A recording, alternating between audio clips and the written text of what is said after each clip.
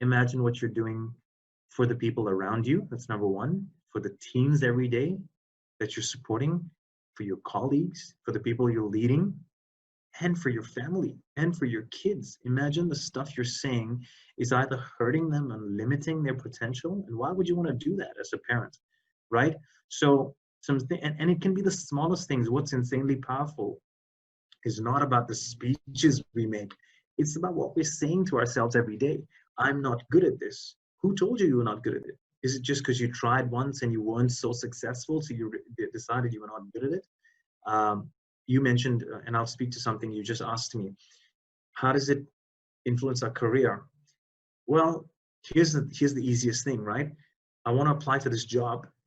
That seems like my dream job, but I'm just not qualified. Well, who told you you weren't qualified? There was an amazing stat that proved that there are significantly the people that get the job, that apply for a certain job. It's incredible. This is an amazing one. It was proven, and actually there's a study conducted on it, that men apply for jobs. This is a very different way to look at it. Men apply for jobs that they're 30% ready for. Women want to wait till they're 100% ready.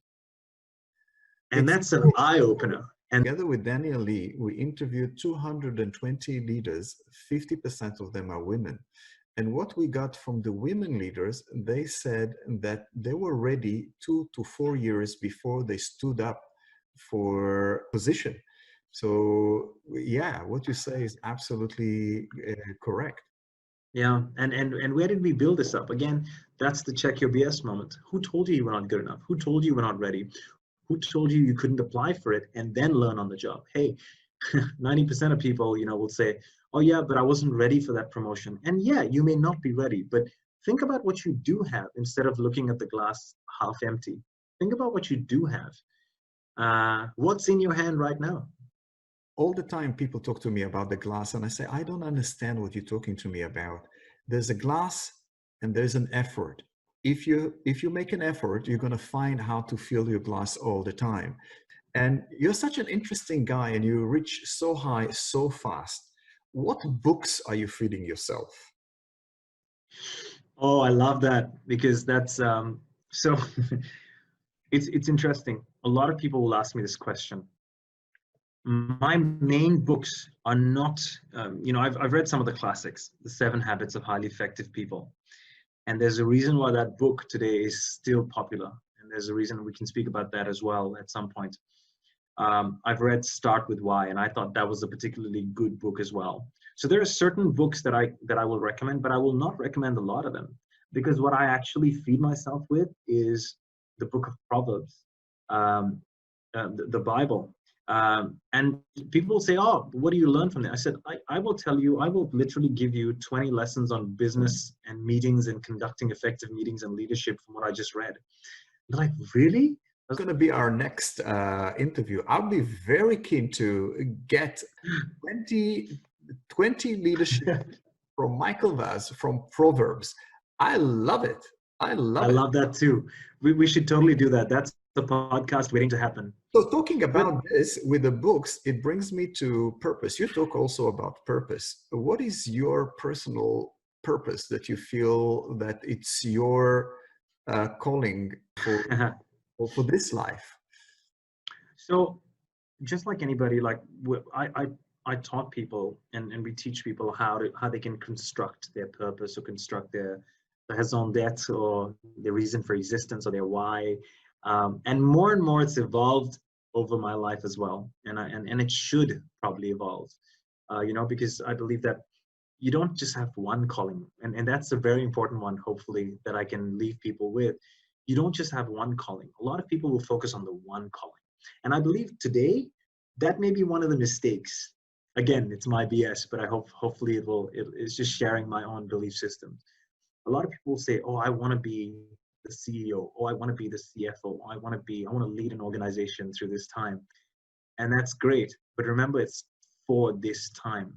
For me, as I continue to grow them, it's kind of reminding people that they have a calling as a dad. They have a calling as a son. They have a calling as a spouse. And I think we've forgotten that there's many callings. You know what I mean?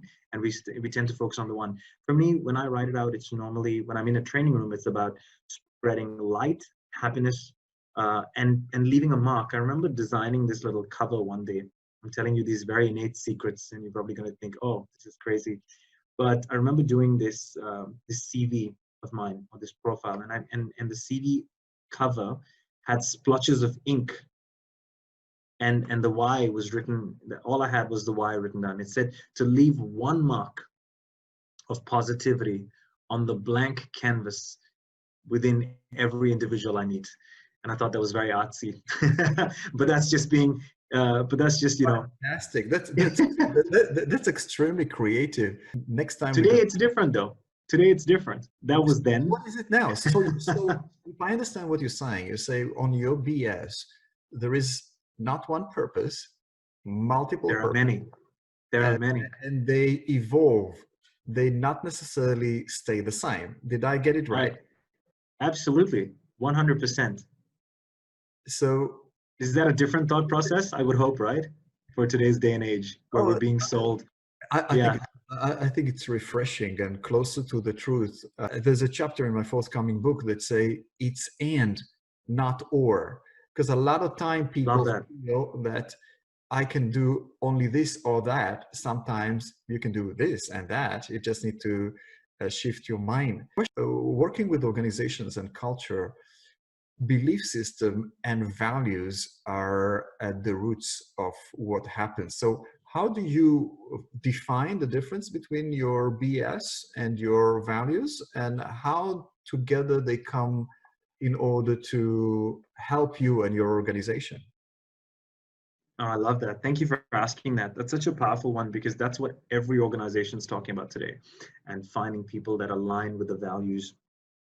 In fact, I think it's more than that.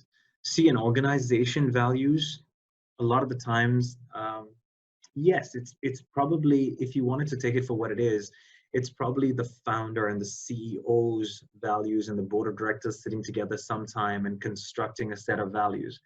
And they're very human values, but you can in no way say that that will transcend throughout the organization. In fact, my brother worked for an incredible organization by any and every means out there. And if you ask people about that organization, oh, it's a gold standard of organizations, right? And he had the worst experience of his life because he reported to a leader that was completely unethical.